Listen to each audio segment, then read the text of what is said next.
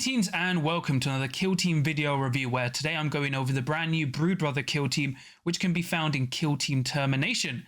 But before we get into things, thanks goes to Games Workshop for providing this to review for free. As always, I am to be honest, impartial and constructively critical. And please remember to like and subscribe as well as comment. Let me know what you think of this new Kill Team and the review. And remember, I've got a Discord you can check out for free in the episode description below, an affiliate link at Games, and a Patreon if you want to give me some more support as well. But let's get on with the review. So starting off, the Brood Brother Kill Team do my favorite trait in Kill Team. They have 3 archetypes. They have Infiltration, Security, and Seek and Destroy. Gone are the days of being balanced like Blooded and Vet Guard, where they had Security and then Seek and Destroy for Blooded. This Kill Team could have just been Infiltration, which would have been really cool. But unfortunately, it's Infiltration, Security, and Seek and Destroy. And as I say, unless you're like an elite kill team who really like a really weak kill team that struggles, I don't see any point of giving you 3 archetypes. You might as well have given them Recon as well. Like, fine, they have all 3 archetypes apart from Recon, which I'm sure is going to be okay. But you have the leader, who can either have a chainsaw and claw and bolt pistol, auto gun and bayonet, or las pistol, power weapon and claw. And you always go las pistol, power weapon and claw, which I'll get to later. You get 9 other operatives, and then you get either 3 Brood Brother operatives or tactical assets selected from the following list. So you can either select 2 psychic familiars, which count as a single choice, the Magus, which counts as 2, the Primus, which counts as 2, or the Patriarch, which counts as 3. And then you can select up to 3 Brood Brother troopers, as well as the interference option, the lookout option, and the reinforcements option. So other than trooper operatives, your kill team can only include each operative once. It cannot include more than 3 gunner and sniper operatives combined. Your kill team can only include up to 1 Brood Coven operative. If one of those operatives is selected for deployment, your commander loses the leader keyword for the battle. These are tactical assets, are not operative if you take the assets, and are explained on the following pages, and they are not recorded on your roster or data slates. So effectively, your 12 operatives, or 12 activations when you think about it, but it's very powerful. Like, you're unfortunately probably never going to take the tactical assets, but I'll get to in a minute. But effectively up to a 12 operative size kill team. So for faction Tac Ops, you have Clandestine Elimination. For faction Tac Op 1, you reveal this when you complete the first condition, score victory points for doing so. If an enemy operative is incapacitated by a friendly operative within red of it, and that operative is not in line of sight of other enemy operatives, when this happens, you score a victory point. And if you achieve the first condition in any other turning point, you get another VP. So effectively, you don't even have to kill them in combat. You just have to get an angle and kill someone within red, which is very easy to do. It's very easy to make sure you're outside of line of sight for a lot of operatives.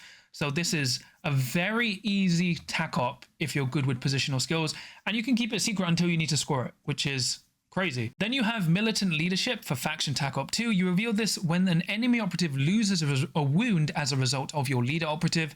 When you do so, start a Militant Leadership tally for your kill team, adding 1 to the tally each time an operative loses a wound as a result of your leader, including the first time they lose that wound, and including if it's a result of the mind control action, which I'll get onto later. If your Militant Leadership tally is 12 or more, you score a victory point, and if you achieve the first condition at the end of the battle and your leader operative hasn't been incapacitated, you score 1 victory point. So this is actually quite easy to score depending on who you take as your leader, because you effectively have to kill 2 different operatives or a single elite, which is very easy, and then you just run away. You just need to live, right? Very, very easy to do. Almost easier than faction Tac Op 1. Then you have Meticulous Preparation for faction Tac Op 3. Reveal this when a friendly operative performs the Prepare for Ascension mission action at the end of the battle. If over half of the objective markers have been prepared by your kill team, you score a victory point. If friendly operatives control over half of the objective markers, you score 1 VP. Note, none of them need to be prepared by your kill team, so you don't need to get 2 points for having them all flipped. Then you have the Prepare for Ascension mission action. An operative can perform this while it controls an objective marker that has not been prepared by your kill team. If it does, the objective markers have been prepared by your kill team.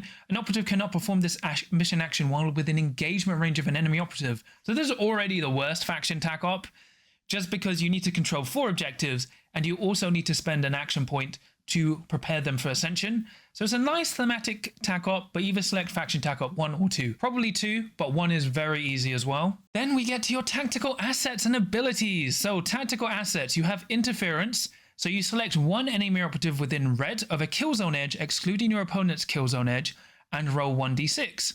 If the result is equal to or greater than the enemy operative's APL, you subtract 1 from the APL, which is nice, right? You do this instead of activating an operative for all of them. So this is okay. Then you have Lookout. Select one enemy operative. That operative and all enemy operatives within white of it gain a crossfire token, which will see white, which is actually pretty good. And then you have Reinforcement. Set up one new friendly Broodbrother Trooper operative with an order of your choice wholly within red of your kill zone edge and not within engagement range of an enemy operative. Activate it, and it's treated as having performed the normal move action. Subtract action points accordingly. Then continuous activation as normal. You cannot use this tactical asset more than once per battle. That friendly trooper doesn't need to be on your roster and can't have any equipment. For narrative play, it counts as being selected for deployment, e.g. for recovery, and it doesn't need to be in your data slate. So what this does, for some reason, instead of, like, you could select 2 troopers for your tactical assets and then select Reinforcement.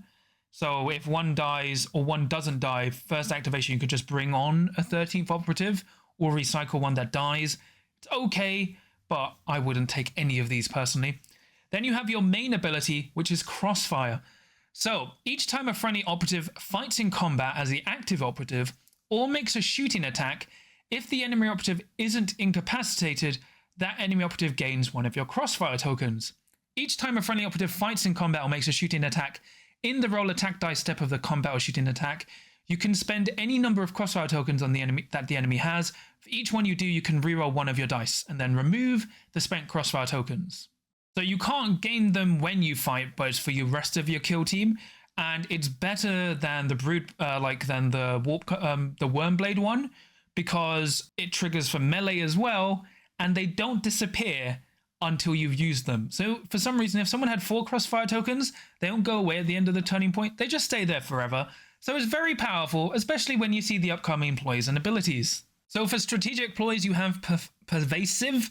So for 1 CP until the end of the turning point, each time a friendly operative is activated, ignore the first distance of white it travels for a climb, drops, or traverse during their activation. So effectively, this is the only Season 3 kill team that can properly play on Beta Decima. But effectively, everyone gains bound with more restrictions.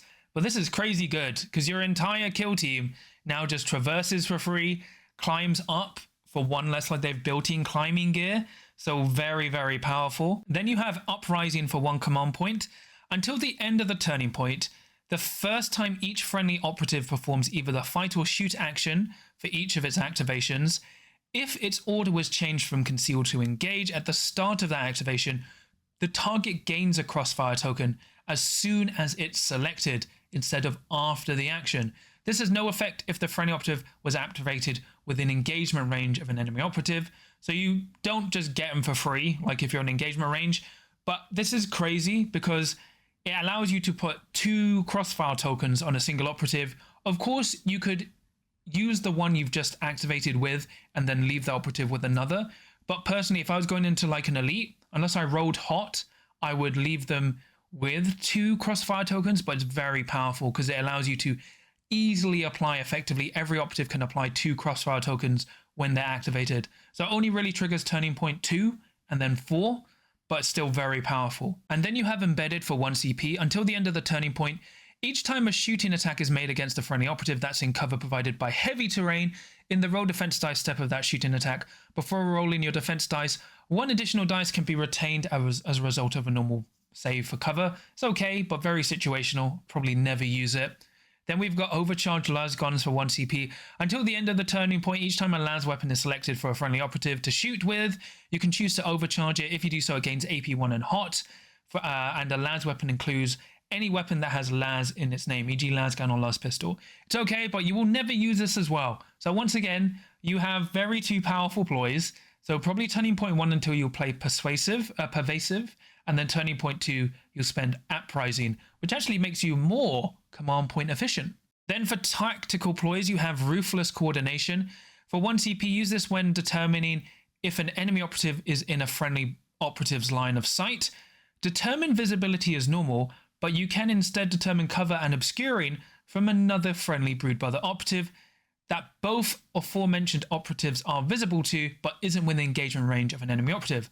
So effectively, they don't gain the benefits of vantage point, but let's say I had someone who had moved dashed and is activated, and my opponent moves up, but they're in cover from someone I want to activate. I can now spend 1 CP to someone I can see. If they can see that operative that's from their cover lines that is not in cover, I can now basically shoot them for free, which is very, very, very powerful.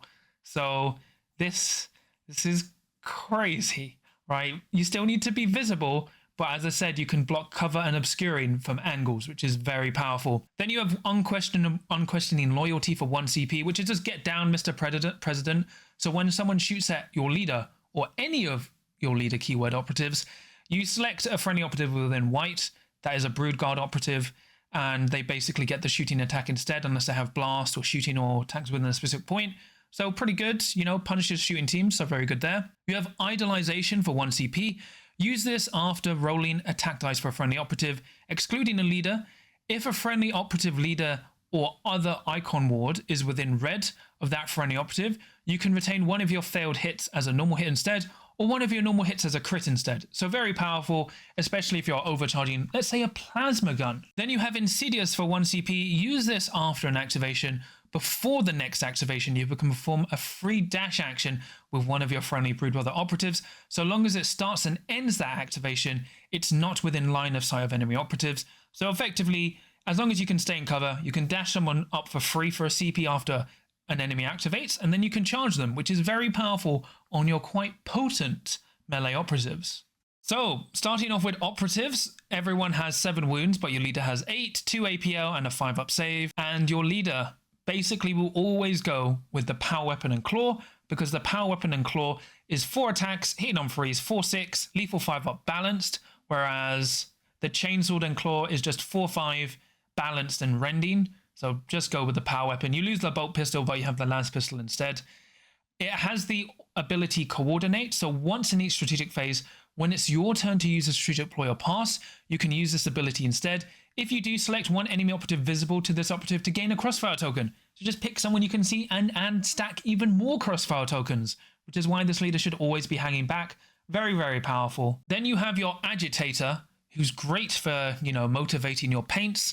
So 7 wounds, 5-up save. He has a shock maul, which is 4 attacks, hitting on 4s, 4 forward stun. He has devoted, so once per turning point when this operative fights in combat, in the result successful hit step, you can ignore the damage inflicted on it from 1 normal hit. And it has Siren Caster, so each time a friendly operative fights in combat or makes a shooting attack against an enemy operative within red of this operative, in the roll attack dice step of the combat or shooting, you can spend 1 crossfire token for free, even if that enemy operative has none. So basically, he can always use this for free on anyone within red. So you kind of always take this guy. He's just way too good. Then we have the gunner, who can either have a grenade launcher, melter gun, or plasma gun. You're always taking 2 of these, or maybe even 3, depending if you take the sniper or not. But you basically go, always build the grenade launcher, melter gun, and plasma gun, and you're always taking either the plasma gun and grenade launcher, or plasma gun and melter gun. So just your standard gunner there. So your icon ward is kind of crazy. They have a large knife, which is 4 attacks, hit on 4s, 3-5. They are the cult icon. So when determining control of an objective marker within red of this operative, treat the total APL of friendly operatives within the required distance of the objective marker as being 1 higher. Note this is not a modifier. So you don't even have to be on the objective. You can be hiding behind a wall, and you're constantly making this objective +1 APL as long as they have someone on it, which is crazy. You should at least have visibility to the objective or within blue. Within red is just silly. And then you have Brood Mind Devotion, which should be an action point, by the way, to do. So once per turning point, when a ready operative would be incapacitated within red of this operative, you can use this ability. If you do so before that operative is incapacitated, it can perform 1 free action, excluding fight and the mind control action. If you can change, and you can change its order to do so. It's then incapacitated as normal. You cannot use this with the medic ability on the same operative at the same time. But the problem is, someone moves up, shoots like your plasma who's hiding behind on conceal. You then activate your icon ward ability kicks in, they switch to engage, overcharge you back. The fact it just happens for free is crazy, and when you combine it with a medic, it just means it's even harder to punish this team from shooting, which is weird. Like, just make this ability one action point and it's fine. Otherwise, you always take the icon ward because it's crazy powerful. Then you've got your knife fighter, truly the most specialists of specialists. I can't wait to see lasgun fighter next, you know, pistol fighter, grenade fighter. He has poison fighting knives, which is 4 attacks, heat on freeze, 3/4, lethal 5-up, relentless. He is an assassin, so he can perform a charge action while he has a conceal order, and he has counterattack. Each time this operative fights in combat, in the result successful hit step of that combat, each time your opponent resolves a successful normal hit, the enemy operative suffers 1 mortal wound. So basically, every time your opponent hits you for a normal hit, they're taking 1 mortal wound back. So you're always kind of just chipping someone away, which is nice. It's an okay operative, pretty good. Like, as I said, great that it can punish turning point 1, and whoever fights it is not going to come off without some kind of damage. So pretty good, apart from the very deep name. Then you've got your medic, who is a medic, has the standard medic abilities, and it also has a lasgun and a gene needler. So the Gene Needler is 1 attack, hitting on 4s in combat, 5/7 lethal 5-up limited. It's a comedy attack, I like to call it, because you're only using it in a comedy situation. But it's still funny, like you always generally take the medic, just a good support piece, especially for this kill team. Then you have the Sapper. So the Sapper has a Commando Demo charge, which is 4 attacks, hitting on 3s, 5/6, range red, blast white, AP1, indirect, limited, and unwieldy. So all of the special rules there. Couldn't get enough of them. And has a bayonet somewhere for 3 attacks, hit on 4s, 2/3. Probably should just have fists, but whatever. So he has 2 abilities. The first is Final Defiance. If this operative's wounds are reduced to 0 or less, it can perform a free explosive action before it's incapacitated. This operative is equipped with also frag and crack grenades, and they do not cost any equipment points for this operative. So its unique action is explosives for 1 action point. The first time this operative performs this action during the battle, place your explosives token visible and within black of this operative. The second time this operative performs this action during the battle, each operative within white of that token suffers 2d6 mortal wounds.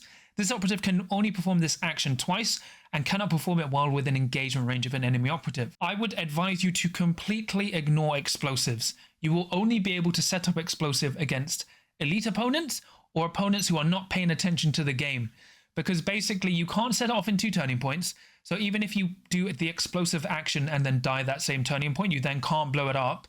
And the other thing is, if your opponent charges and fights you in combat and kills you, you still can't trigger explosives because you're still within engagement range before you're incapacitated. What you do with this operative is turning point 1, move, fire the demolition charge, and then if you win initiative, throw the crack grenade as well, or vice versa. Like, the fact he has a demolition charge is crazy, right? It's just why, right? Okay, he has a big grenade, so fine. And then also, if your opponent is just blind, you can set up explosives and punish them. But this guy is amazing just because he has dynamite and crack grenades. Like, amazing. Then you have your sniper, who is related to the knife fighter. I'm surprised they haven't called it Sniper Fighter. So Sniper Rifle, which is 4 attacks, hitting on 2s, 3/3, heavy silent, mortal wounds 3. Just your standard sniper. It's okay. And because it doesn't have anything other special, if you can't actually get good firing angles with this operative, sometimes I would say you'd probably want to take a 3rd gunner instead. So you got grenade launcher, plasma, and melter, because your sniper is just okay. Like, it's nice silent, but it depends on who you're playing on the board. It's not an auto include. Then you have your trooper, who has a lasgun and bayonet, GA2. So if you start taking normal troopers, you're either very fun or you just like troopers, they're okay. Then you get to your veteran, who has a RBT shotgun. So close range is 4 attacks, hitting on 3s, 4/4. And then long range is 4 attacks, hitting on 5s, 2/2. He has a bayonet and claw, which is 3 attacks, hitting on 4s, 2/3 with balanced, right? So that extra hook makes him a little bit more accurate. He is resilient, so each time this operative would lose a wound on a roll of a 5-up, you don't. So there's a 5-up DPR, damage prevention roll, and it has the bodyguard rule. So you can use the unquestioning loyalty of tactical ploy for 0 CP if this friendly operative is the broodguard operative. So effectively, he walks around your leader going, "Get down, Mr. President." No, and because it's for free, it makes you even more CP efficient. So because you're only going to be able to take 7 specialists and then you've got 3 gunners, you always take the veteran. It's just very efficient for what he does. Then you've got your comms, who is a standard comms, right? Gives someone +1 APL within red for an action point. Then it has jam for 1 AP plus. Select one enemy operative in this operative's line of sight, or visible if you subtract 1 additional action point. Roll 1d6. Until the end of the turning point, that operative is treated as having a GA characteristic of 1 and cannot be activated or perform actions until it's the last enemy operative to be activated, or a number of enemy operatives have been activated equal to the result of the d6. This operative cannot perform this action while within engagement range of enemy operatives. So basically, if someone's in your line of sight, you just go no after you've given someone +1 APL. Or if you're just wanting to do maximal emotional damage, you just pick someone visible and shout no. I don't know why the comms needed this. Like, at least with the Halfkin, it made sense because their comm is in like more suit, more technology. This guy is just like screaming at you. It's just like, he's so angry, just stops you activating, which I'm sure is very fun and necessary. Then you have your Psychic Familiars. So they are normal, they're 6-inch movement, GA2, 2 APL, 5 up save, 2 defense with 3 wounds. So they have claws, which are 3 attacks hitting on 4s, 2 free rending. And it has the small special rule. Cannot be equipped with equipment. While this operative has a conceal order, it always counts as having conceal order, so super conceal. And this operative can perform the fallback action for 1 AP less, but other operatives still fall back for 2, which feels kind of unfair for other enemy operatives. And notably, elusive. This operative can perform mission actions while within engagement range of an enemy operative. This takes precedence over cannot. It can move through operatives, brackets, it cannot finish moves on their bases, and can move within engagement range of enemy operatives. It must still finish the move following all the normal requirements for that move, and can finish the charge action within engagement range of any enemy operatives. So basically you can just move, fall back for free, and move through stuff and charge through stuff. The interesting thing I'd like to point out is we are very close to a new edition, most likely. And Games Workshop likes posting, well, designing later like teams and factions for a new edition. Now, while you may say this ties into faction Tac Ops 3, where you can't do that mission action with engagement range, I like to think we're not going to be able to do mission actions in engagement range for the next edition of Kill Team, because that otherwise this is just like a pointless change, like that they can do mission actions with an engagement range. So I think going forwards, this is just future stuff. We won't be able to do mission actions in engagement range, specifically because of this entry here. I could be wrong, but based on past track records for Games Workshop, I think probably not. But either way, these guys are very good. Just because if you take these with either the Primus or the Magus, they are just very efficient at doing, for 1 activation, move, loot, loot. Very, very powerful. Then you have your Magus, who has 9 wounds and 3 APL and a 4-up save. They have an auto pistol, which is 4 attacks hitting on 4s, 2 free range red. A bio dagger, which is 2 attacks hitting on 4s, 3/6 lethal 4-up. And then a force save, which is 4 attacks hitting on 4s, 4/6 stun. It is a spiritual leader, so all friendly operatives have a 5-up invulnerable save and cannot be injured, and their APL cannot be negatively modified. So it's fine because everyone's going to have a 5-up invuln, and they become immune to stun and everything, which is, I don't think, really mass abused unless you're Star Striders being really cool and spending 10 equipment points on stun grenades. It's just weird, right? It feels crazy, but because they're on 7 wound bodies, I assume it's fine. Then you have Telepathic Overload for 1 action. As a psychic action, select 1 enemy operative visible to this operative, subtract 1 to the APL. Very powerful, you just go no. And then you've got Mental Onslaught, which is a 1 action point psychic action.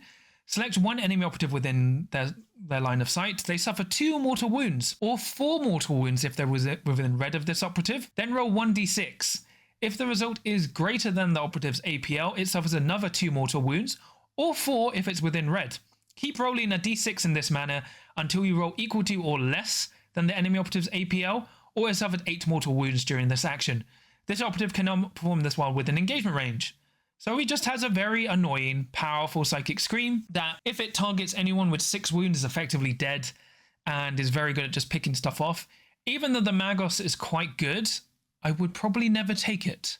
But it's very situational, but generally you're probably never taking the Magus. Then we have the big boy Patriarch, which is what you've all been waiting for. So it's 4 APL with a 4-up save and 21 wounds. No 18, 19, 21. You know, they wanted to go 22, but they were like, let's rein it in. Let's go with 21. That's completely fine. So it's 5 attacks, hitting on 2s, 5/6 relentless and rending, standard Genestealer stuff. Then it has the Alpha Predator ability. This operative has a 4-up invuln. Its APL cannot be modified. You can activate it twice during the turning point as long as it has the action points to spend. It stays ready while it has any left, but it cannot move more than 9 inches per turning point. Each time you activate it, generate as many action points for that activation as you wish from its APL. You cannot generate more APL over the turning point than its APL. So basically, you're always capped at 4, and you can either activate this operative for 1 APL, then wait, still stays ready, and then you activate it to do 3 APL, or vice versa, or do 2 and 2. Interestingly, you could charge 6 inches, fight, then activate when you can next activate to charge another 3 inches and fight again. So you actually have a lot of mobility with this operative already, so effectively grants you 2 activations. It's a monster, so it cannot be equipped with equipment, and light terrain and operatives with a wound characteristic of 15 or less do not provide cover for this operative, so it's too big. It also has, for the unique action, mind control for 2 action points. As a psychic action, select 1 enemy operative invisible and within white of this operative. Both players roll 1d6 and add their respective APL to the total. If your total is higher than your opponent's, you can resolve this action's effect. Until the end of the activation, that enemy operative is a friendly operative, an enemy operative for your opponent. You can change its order and can perform a free action. It cannot perform an action in which it moves other than the dash, in which case you specify the location to your opponent to move the operative. You can only resolve this action once per battle. So what you can do is charge someone, mind control them to overcharge if they're a plasma. Then you just have to wait because you can't fight them, because if you beat their APL, they count as a friendly operative. Then you fight and kill them. And it is only once per battle, but because you're 4 APL, you're basically beating everyone, right? If you roll a 5 against someone with 2 APL, you just automatically win. There is very little counterplay apart from being within white. And it's not too crazy against hordes, right? Hordes, you kind of go like, okay, just one dude. Elites have no way around this. This guy just bullies elites. It's like this kill team already beat elites. Elites were already in a tough spot. And then they just like, yeah, let's just make the Patriarch bully Marines. Like all kind of elites. I'm not sure what you're supposed to do, because it's just like, it just messes you up. If you're an elite operative or elite player into this kill team, the Patriarch is just always going to beat you, and there's not much you can do about it. Then you have Into the Shadow. For 1 action point, change this operative's order. This operative cannot perform this action while within engagement range of an enemy operative. So even if you don't choose Infiltrate, you can change your order for an action point and then charge. So always a threat. This thing is insane. At least it doesn't have Super Conceal. I'm sure it's fine. Probably. I'm sure it's totally balanced, except into elites who just die to this. Like, I'm not sure how elites are supposed to beat the Patriarch, let alone the rest of the Brood Brother kill team. Then we have the Primus, who I will automatically say is probably the best operative to pick. So he has 9 wounds and a 4-up save and 3 APL. He has a Scoped Needle Pistol, which is 2 profiles. Close range is 4 attacks, hitting on 2s, 2/4, range red, lethal 5-up silent. And then a long range profile, which is 4 attacks, hitting on 3s, 2/4, lethal 5-up silent. So always really good. Then you have the Bone Sword and Toxin Injector Claw, which is 5 attacks, hitting on 2s, 4/5, lethal 5-up rending. So really good. It has First of the Patriarch, so this operative can perform 2 fight actions or shoot actions during its activation. And once per turning point, after rolling off, to determine initiative, you can do one of the following. Either add 1 to your roll, or if you didn't have initiative in the previous turning point, reroll your dice. This guy is crazy. He basically ensures you go in first most of the time. I think it's like 3 out of 4 turning points you will go first all the time with this operative, automatically making the Primus way too good. Like for Mastermind is the reason you always take the Primus if you're not fighting elites. And then you've got Conspire for 1 action point. You gain 1 CP, you cannot perform this while within blue of an enemy operative. So he gives you 1 command point, which you can just use because you're so CP efficient. And then you get to reroll or +1 to the initiative. So the interesting thing here, once again, if you had a 6 and your opponent rolled a 6, you can change your 6 into a 7, because that's not specified here. And like, so you can combine this with the dynamite. Let's say you activate the dynamite last. You move him within red of 2 operatives, and you've given him +1 APL. So let's say he's moved dashed and he throws a crack grenade. You then make sure you win the initiative with Mastermind and then throw the dynamite when you activate him next. So he's just guaranteed, well, pretty much guaranteed to kill 2 operatives before your opponent can react. Like, the Primus is so good, and because he has an amazing long range silent weapon, he can keep pinging off. So all he can do is like, he can move onto objective, conspire, and shoot, or he could like move, conspire, loot the objective, and then turning point 2, he can do like loot, conspire, shoot, all while he's still like modifying your initiative. Very powerful, and as I said, most of the time you're taking the Primus with 2 familiars and then the rest of your kill team. You only really take the Patriarch when you're going into elites just to do maximum emotional damage. Then you have your equipment. There's so much more. So you have a Cult Talisman for 2 equipment points. Once per battle, when a shooting attack is made against this operative in the roll successful save step, you can change one of your retained normal saves to a crit save, which is pretty good. And remember, all your leaders apart from the Patriarch can take equipment, even your Magus and Primus. Then you have Covert Guise for 3 equipment points. At the end of the scouting step, is if operative is wholly within your drop zone and has a conceal order, it can perform a free dash action. If it does so, its order cannot be changed during the first turning point as a result of infiltration, etc. But if you have silent or you can charge from conceal, you can still do those actions, which is very weird because the Harnkin Jaeger have a very similar ability to this, which doesn't let them do the shoot or charge actions, but very powerful. A more restrained version of the Chaos Covert Guys, so very good there. Then you have Las Guns and Las Pistols. So Las Guns are 2 equipment points, Las Pistols are 1. I would say just give Las Pistols because they're Las Guns but cheaper and only range red. And considering you're moving up conceal, you're going to get more use out of the Las Pistols if you need to, just to farm crossfire tokens. Then you've got Hotshot Capacitor, which adds 1 to the damage of both Las Guns and Las Pistols, which is fine. You have a Cult Knife for 1 equipment point, which is 4 attacks, hitting on 4 is 2-3, which is pretty good. Then you have a Frag and Crack Grenade, which you're never taking because you're always taking the Grenadier. So you're generally taking 3 Covert Geysers and a Las Pistol or Cult Knife, or 2 Covert Geysers and the mix of whatever else. But because you've got 2 operatives that can, well, 3 operatives potentially that can abuse shooting or fighting from conceal or charging from conceal, the Covert Guys isn't really a downside. So very powerful equipment once again. And as always, you have all the narrative equipment and rules you would need to play this kill team to your narrative dreams. So overall, the Brood Brother kill team. So on one hand, I love Tyranids. I absolutely love Tyranids, and I've been waiting for a kill team like this for a long time. On the other time, I also like balance. So seeing this kill team has annoyed me greatly because I do not believe this kill team is like not really balanced at all personally. Way too skewed. To point out, 3 archetypes could have just been 2 or 1. That could have been interesting if it was just 1, like all the other guard kill teams. You've got the Patriarch who just... So the Patriarch is a trap, right? In general, the Patriarch is not that good. But into like melee teams and elites, the Patriarch is just crazy. Way over spec for what it does.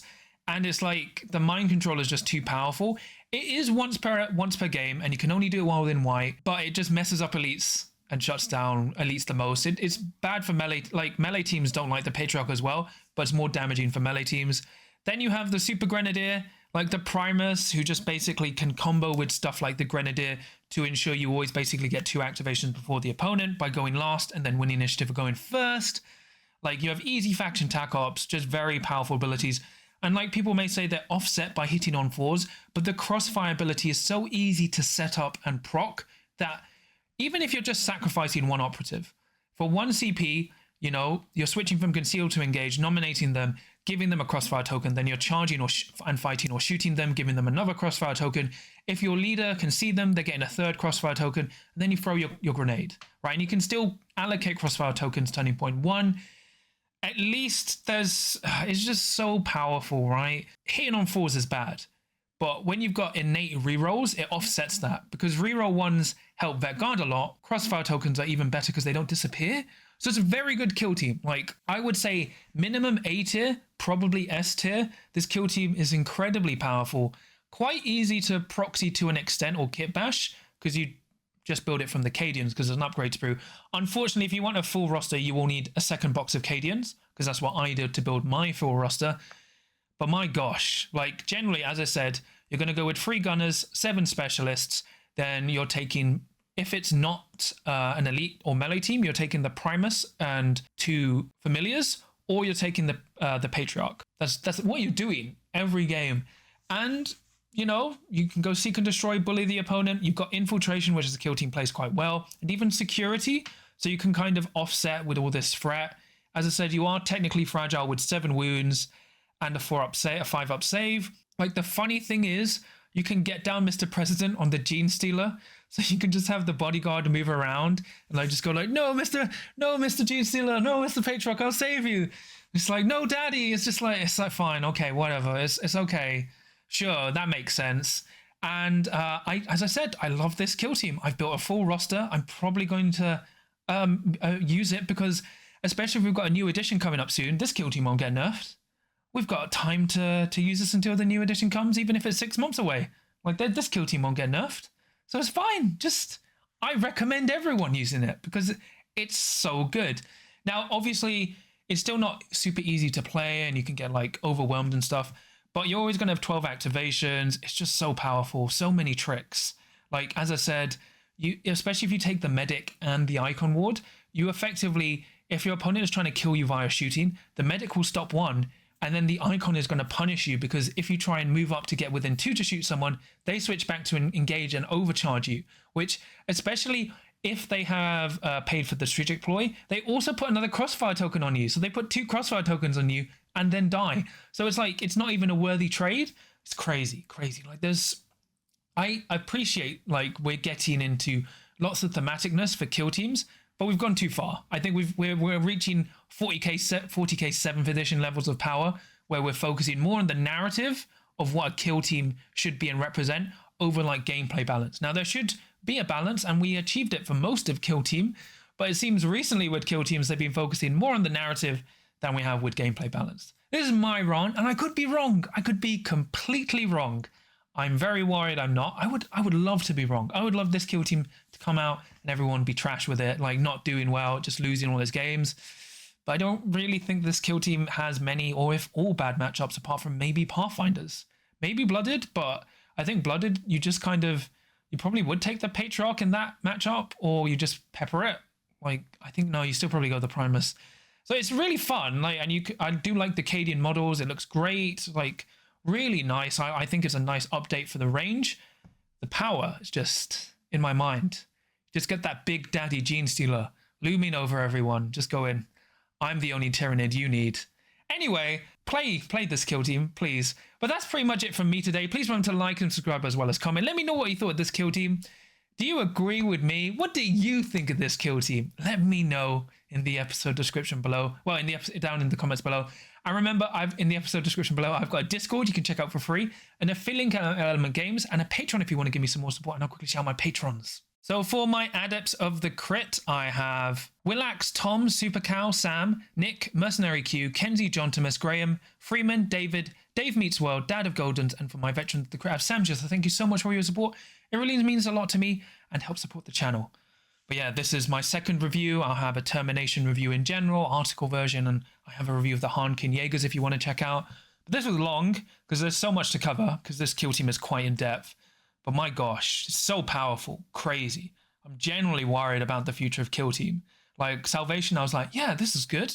This is good. Nightmare, I was like, okay, oh, not liking where this is going. And then Termination is just like, wow, okay. I'm dreading what's going to be in the next box. Just complete dread. But it's fine. Remember, you always have a chance to win as long as you're part of the glorious cult and you have your big daddy Patriarch looking after you with those big, safe arms. And as long as you can roll a crit.